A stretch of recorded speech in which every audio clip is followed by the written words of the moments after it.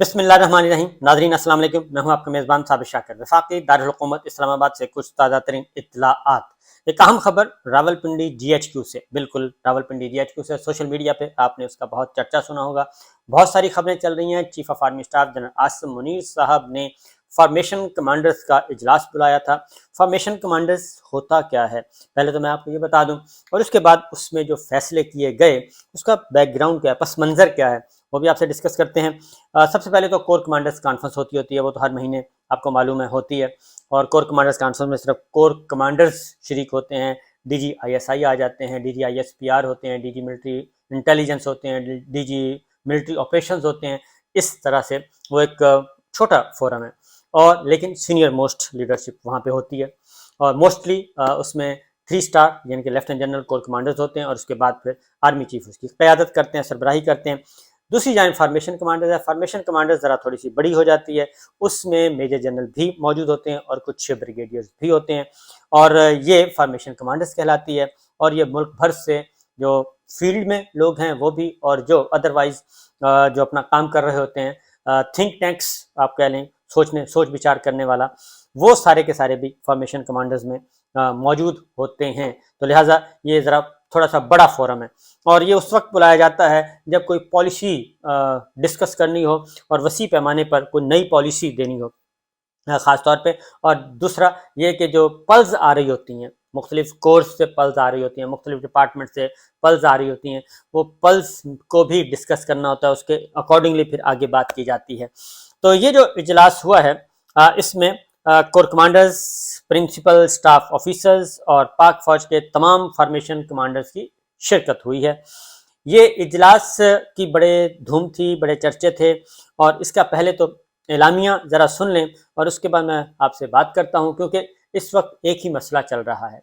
एक ही मसला चल रहा है, वो ये है कि जो एक पॉलिसी शिफ्ट है, इदारे की एक पॉलिसी शिफ्ट, एक फैसला किया जा चुका है कि ये हम नहीं कह रहे, बल्कि साबिक आर्मी चीफ जनरल बाजवा साहब ने एक प्रेस कॉन्फ्रेंस करवाई थी, और उसमें कहा गया था कि जी आज के बाद हमारा पॉलिटिक्स से कोई ताल्लुक नहीं, हम ए पॉलिटिकल हैं, ए पॉलिटिकल, और पॉलिटिक्स से हमारा कोई ताल्लुक नहीं है, उमूर ममलिकत जाने और सियासतदान जाने। तो लेकिन ये जो प्रेस कॉन्फ्रेंस हुई है, इसका पहले ज़रा एलामिया पढ़ लें, उसके अकॉर्डिंगली, और इसमें किस हद तक ये ज़मीनी हक़ाइक़ से रखती है, मुताबिकत रखते हैं मामला, उस पर आते हैं। ज़रा सुनिए जाइए। फोरम ने शहदा की अजीम कुर्बानियों, जिनमें मुसल्लह अफवाज, कानून नाफिज करने वाले इदारों के अफसरान और जवानों और सिविल सोसाइटी के शहदा शामिल हैं, को ज़बरदस्त खराज तहसीन पेश किया। ज़बरदस्त। दूसरा है ये आर्मी चीफ के हवाले से। अब आर्मी चीफ क्या कह रहे हैं? आर्मी चीफ ये कह रहे हैं, रियासत पाकिस्तान और मुसल्लह अफवाज शहदा पाकिस्तान और इनके अहल खाना को एहतराम की निगाह से देखती हैं, और इन लाजवाल कुर्बानियों को हमेशा सराहती रहेगी। बिल्कुल कोई शुबा नहीं है, देयर इज़ नो डाउट, एक 1% भी। पाकिस्तान की अवाम और मुसल्लह अफवाज का आपस में गहरा ताल्लुक है, जो कौमी सलामती में मरकज़ी हैसियत रखता है। ये बिल्कुल ये दुरुस्त बात है कि पाकिस्तान की अवाम और मुसल्लह अफवाज का आपस में गहरा ताल्लुक है, बिल्कुल है, इसमें भी कोई शुबा नहीं है। पाकिस्तान के लोग, पाकिस्तान के अवाम अपनी अफवाज से, अपने जवानों से, अपने अफसरों से बहुत प्यार करते हैं। और अब आते हैं आगे। दूसरा उन्होंने कहा जी 25 मई की तकरीबात में, यानी कि यौम तकरीम शहदा में अवाम की भरपूर शिरकत अफवाज पाकिस्तान और अवाम में गहरे ताल्लुक की वाज़े अक्कासी करती है। इसमें भी कोई शुबा नहीं है, क्योंकि पाकिस्तान के अवाम अपने जवानों, अफसरों, शहीदों की फैमिलियों पे अपनी जान निछावर करते हैं, उनको अपनी दिलो जान से ज़्यादा उनसे प्यार करते हैं, अपनों से ज़्यादा प्यार करते हैं। और मैं तो पहले भी कह चुका हूँ कि अगर किसी कब्रिस्तान में किसी शहीद का जस्ते खाकी आ जाए, तो वो कब्रों के जो लवाहकीन हैं, वो फैमिलीज खुश हो जाती हैं कि एक शहीद की एक जस्ते खाकी हमारी कब्रिस्तान में आ गया, जहाँ हमारे प्यारे हैं। तो इसलिए ये भी इसमें कोई शुबा नहीं है। अब कानून नाफिज करने वाले इदारों और सिक्योरिटी फोर्सेस पर पुरतशद्दुद हमले, कानून नाफिज करने वाले इदारों, सिक्योरिटी फोर्सेस पर पुरतशद्दुद हमले, इंसानी हकूक की खिलाफ वर्जियों और सियासी सरगर्मियों को रोकने के लिए बेबुनियाद इल्ज़ामात का मकसद अवाम को गुमराह करना और मुसल्लह अफवाज को बदनाम करके मजमूम सियासी मफादात का हसूल है, ये आर्मी चीफ कह रहे हैं। अब ये ज़रा इस पर थोड़ा सा कर लेते हैं बात के, सियासी सरगर्मियों को रोकने के लिए बेबुनियाद इल्ज़ामात का मकसद अवाम को इंसानी हकूक की खिलाफ वर्जी। تو اس میں صورتحال یہ ہے جی کہ یا تو آرمی چیف کو صحیح صورتحال سے آگاہ نہیں کیا گیا، یا پھر کوئی مسئلہ درمیان میں کوئی کمیونیکیشن گیپ ہے۔ اس کی ریزن ہے کہ اس وقت جیلوں میں، مختلف جیلوں میں خود وزیر داخلہ یہ سٹیٹمنٹ دے چکے ہیں رانا ثناء اللہ صاحب کہ 12,000 سے زائد سیاسی قیدی ہیں، اور بے شمار سیاسی قیدی اس وقت موجود ہیں، اور نہ صرف سیاسی قیدی موجود ہیں بلکہ عدالتوں کے فیصلوں کا احترام نہیں کیا جا رہا، لوگوں کو اٹھایا جا رہا ہے اور بغیر کسی مقدمے کے اٹھایا جاتا ہے، اور اس کے بعد جیسا کوئی پریشر آتا ہے ویسے ریلیز کر دیا جاتا ہے۔ سمیع ابراہیم صاحب کا مثال ہمارے سامنے ہے، عمران ریاض صاحب ابھی تک لاپتہ ہیں، ان کی ابھی تک کوئی سراغ نہیں مل رہا۔ اس کے بعد پروڈیوسر جیو کے ہوتے ہیں، ان کو اٹھایا جاتا ہے، وہ ان کو واپس بھیج دیا جاتا ہے۔ جبران ناصر کو اٹھایا گیا، ان کو واپس بھیج دیا گیا۔ اس لیے یہ ماورائے عدالت، ماورائے قانون، ماورائے آئین، یہ سارا کچھ ہو رہا ہے۔ اس لیے یہ کہنا کہ قانون نافذ کرنے والے اداروں اور سیکورٹی فورسز پر تشدد حملے، ٹھیک ہے، انسانی حقوق کی خلاف ورزیوں اور سیاسی سرگرمیوں کو روکنے کے بے بنیاد الزامات کا مقصد عوام کو گمراہ کرنا اور مسلح افواج کو بدنام کر کے مذموم سیاسی مفادات کا حصول ہے۔ تو یہ تو اب ہائی کورٹس میں بھی اور ڈسٹرکٹ کورٹس میں بھی جب بھی کوئی سیاسی قیدی جاتے ہیں اور سیاسی رہنما جاتے ہیں یا جرنلسٹ جاتے ہیں، اور یہ تو ایک مذاق بن گیا ہے کہ آپ نے پریس کانفرنس کر دی، اگر آپ نے پریس کانفرنس کر دی ہے تو پھر یہاں کے بجائے پریس کانفرنس کریں، آپ کو ضمانت کی ضرورت ہی نہیں ہے، آپ کو جیل سے براہ راست رہا کر دیا جائے گا۔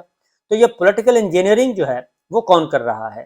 یہ سارے کے سارے کام کون کر رہا ہے؟ اور یہ لوگوں کو گرفتار کیا جاتا ہے، عدالتیں رہائی کا حکم دیتی ہیں، ان کو پھر گرفتار کر لیا جاتا ہے، اور اب عدالتیں یہ کہتی ہیں کہ آپ پریس کانفرنس کر دیں، یعنی کہ پی ٹی آئی چھوڑ دیں، اور اس کے بعد آپ آزاد ہیں۔ یہ ہو رہا ہے۔ تو اس لیے اگلی بات ہے جی، ملک دشمن عناصر اور ان کے حامی جعلی اور بے بنیاد خبروں اور پروپیگنڈے کے ذریعے معاشرتی تفرقہ اور انتشار پیدا کرنے کی بھرپور کوشش کر رہے ہیں۔ اب اس میں جو ملک دشمن عناصر ہیں وہ بالکل کرتے ہیں، وہ فائدہ اٹھاتے ہیں۔ جیسے ہم اگر ہمارے کسی انیمی کنٹری میں کچھ ہوتا ہے تو جیسے ہم اس کو پروپیگیٹ کرتے ہیں ویسے ہی وہ پروپیگیٹ کرتے ہیں۔ اور اس کے بعد ملک دشمن عناصر اور ان کے حامی جعلی اور بے بنیاد، اب اس میں کچھ خبریں ہو سکتی ہیں جعلی اور بے بنیاد ہوں، لیکن جو چیزیں اس وقت پاکستان میں ہو رہی ہیں، پاکستان کے طول و عرض میں ہو رہی ہیں، پاکستان کے شہریوں کو، میاں اظہر صاحب کو اٹھایا جانا اور ندیم افضل چند کے والد کو اٹھایا جانا اور اس طریقے سے ان کو پھر رہا کرنا، پھر یہ جو آئی ہیں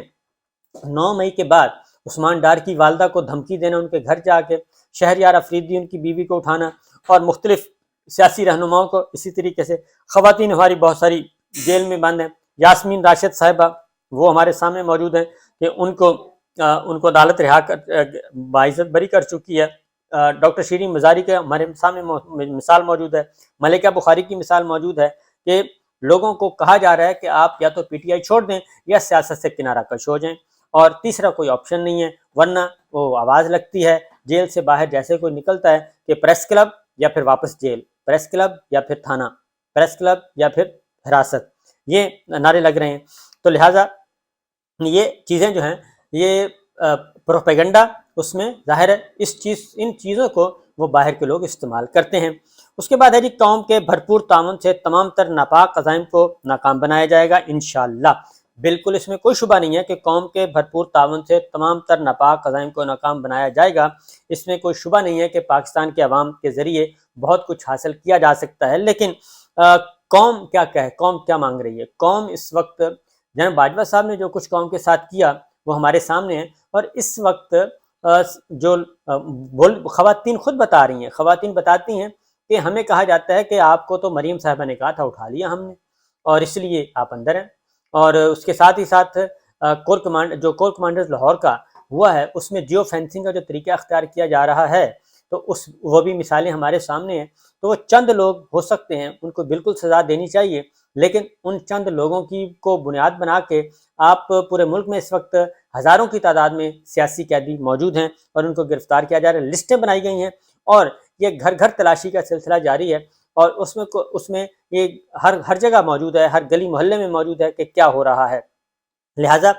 یہ جو ہے، اگر یہ ساری چیزیں آپ ختم کر دیں اور جان مال آبرو لوگوں کا ہو جائے، محفوظ ہو جائے، تو یقیناً قوم کا بھرپور تعاون بھی ملے گا اور کوئی ایسا ایشو بھی نہیں ہوگا۔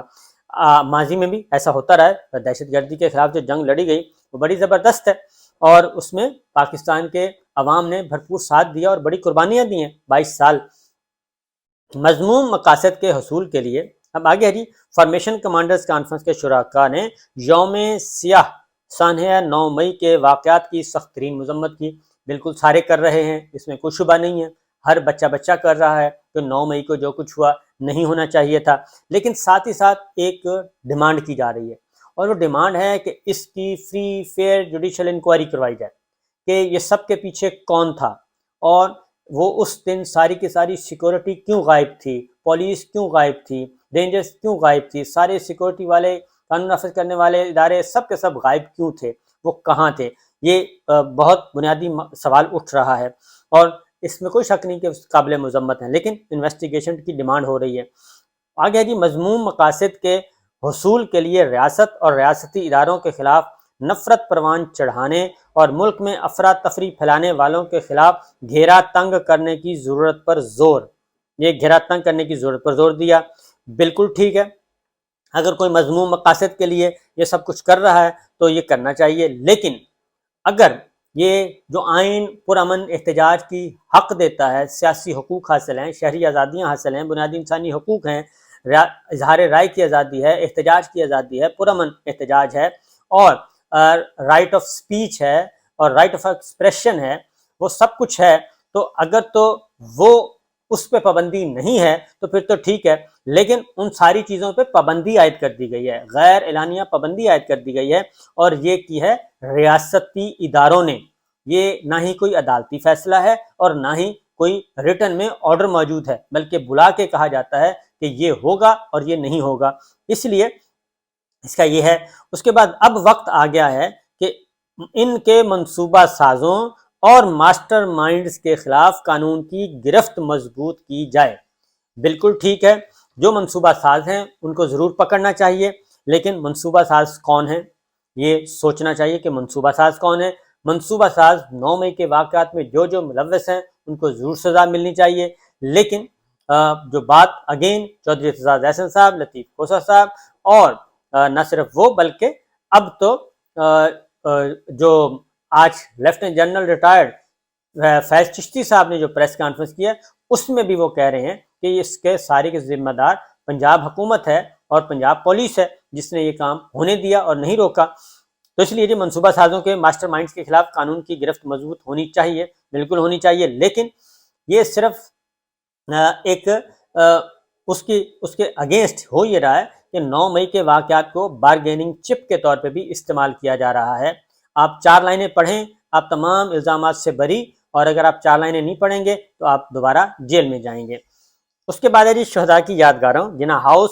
کی بے حرمتی کرنے والوں اور فوجی تنصیبات پر حملہ کرنے والوں کو پاکستان آرمی ایکٹ اور آفیشل سیکرٹ ایکٹ جو کہ آئین پاکستان کے تحت ہیں کو جلد انصاف کے کٹہرے میں لا کر کیفر کردار تک پہنچایا جائے۔ بالکل ٹھیک ہے جی، پہنچایا جانا چاہیے، لیکن اس کے لیے جو ہمارا عدالتی نظام ہے، نظام انصاف ہے، اس کو فالو کرنا چاہیے، آئین اور قانون کو فالو کرنا چاہیے، پہلے اس کی انویسٹیگیشن ہونی چاہیے اور اس کے بعد آگے فردر ہونا چاہیے۔ یہ جو سپیڈی ٹرائل کا کانسیپٹ ہے، یہ اس کے بعد آرمی چیف کہتے ہیں جی کہ بگاڑ پیدا کرنے اور فرضی انسانی حقوق کی خلاف ورزیوں کے پیچھے پناہ لینے کی تمام کوششیں بے سود ہیں۔ تو مسئلہ یہ ہے کہ یہ فرضی انسانی حقوق کی خلاف ورزیوں کے پیچھے جو فرضی انسانی حقوق کی خلاف ورزیاں ہیں، یہ بات اتنی درست نہیں ہے۔ اس کی ریزن ہے کہ پاکستان میں اس وقت میڈیا کو جس طریقے سے دبایا جا رہا ہے اور میڈیا مالکان کو جس طریقے سے بلا کے کہا گیا، شٹ اپ کال دی گئی اور انہیں کہا گیا کہ اپنا منہ بند رکھیں اور اپنے اینکرز کو بھی اور اپنے جا کے میڈیا پرسنز کو بھی بتا دیں کہ یہ ہوگا اور یہ نہیں ہوگا، تو اس لیے اس کا کوئی عدالت میں عدالتی فیصلہ نہیں ہے، کوئی آرڈر نہیں ہے، کوئی حکومت نے نہیں کہا، تو اس لیے جب ملٹری کے لوگ جو ہیں وہ براہ راست سیاستدانوں سے یہ پارٹی چھوڑنے اور وہ پریس کانفرنس کروانے کے لیے براہ راست وہ جب رابطہ کریں گے اور براہ راست یہ ساری چیزوں کو ہینڈل کریں گے، میڈیا کو براہ راست کنٹرول کریں گے، تو پھر یہی ہوگا جو ہو رہا ہے۔ تو اس لیے جو انٹروین ہے یہ بہت زیادہ اس سے سنگین مسائل پیدا ہو رہے ہیں۔ تو آگے جا کے وہ کہتے ہیں کثرت سے جمع کیے گئے ناقابل تردید شواہد کو نہ جھٹلایا اور نہ ہی بگاڑا جا سکتا ہے، بالکل ٹھیک ہے، لیکن اس کے لیے ضروری ہے کہ فری اینڈ فیئر انویسٹیگیشن اور ٹرائل ہونا چاہیے، لیکن آئین اور قانون کے مطابق۔ اس میں بہت سارے سوالات ہیں۔ اگر یہ 9 مئی کے واقعات ایسے ہی ہیں، اس کو اوپن کر دینا چاہیے، میڈیا کو اوپن ڈیبیٹ کی اجازت دینی چاہیے، وہ کھلے عام اپنے بحث کریں اور اپنا پوائنٹ آف ویو دیں اور اس کو سامنے لے کے اصل حقیقت کو سامنے لے کے آئیں، تاکہ عوام کو بھی پتہ چلے کہ کیا سچ ہے اور کیا غلط ہے۔ لیکن جب آپ سینسرشپ عائد کرتے ہیں اور سینسرشپ عائد کر کے کہتے ہیں کہ اس موضوع پہ کوئی گفتگو نہیں ہوگی اور یہ نیریٹو چلے گا اور یہ نیریٹو نہیں چلے گا، یہ خبر چلے گی یہ نہیں چلے گی، کانٹینٹ یہ ہوگا اور یہ نہیں ہوگا، تو پھر بہت مشکل ہے کہ اور کیونکہ جو میٹنگ بلائی گئی وہ میٹنگ کافی تلخ میٹنگ تھی میڈیا پرسنز کے ساتھ، میڈیا اونرز کے ساتھ، اور وہ کوئی اچھے جذبات وہاں سے نہیں لے کے گئے، کوئی بھی نہیں لے کے گیا۔ کثرت سے جمع کیے گئے ہو گیا جی، مخالف قوتوں کے ناپاک عزائم کو مکمل طور پر ناکام بنانے کی راہ میں کسی بھی جانب سے رکاوٹیں کھڑی کرنے اور ابہام پیدا کرنے کی کوشش کو آہنی ہاتھوں سے نمٹا جائے گا، بالکل نمٹنا چاہیے اور مخالف قوتوں کی طرف سے، لیکن اس کے لیے آئین اور قانون کو رکھیں اور اپنی ڈومین جو ہوگی وہ بالکل ہوگی۔ افواج پاکستان ملک کی سلامتی اور استحکام کے لیے کسی بھی قربانی سے دیریک نہیں کریں گے، بالکل ٹھیک ہے، یہ اس میں کوئی شبہ نہیں ہے۔ لیکن اگین میں کہوں گا کہ اس سے یہ ساری کی ساری پریس کانفرنس جو ہے، ساری کی سارا اعلامیہ جو ہے، اس میں غصہ بہت زیادہ ہے، غصہ غصہ غصہ، اور غصے میں کیے گئے فیصلے زیادہ تر نقصان دہ ہوتے ہیں اور لاجک اس میں کم ہے۔ میرا خیال ہے کہ زمینی حقائق کی بنیاد پر فیصلے کرنے چاہیے جو کہ حقائق پر مبنی ہوں۔ اجازت دیجیے، اللہ حافظ۔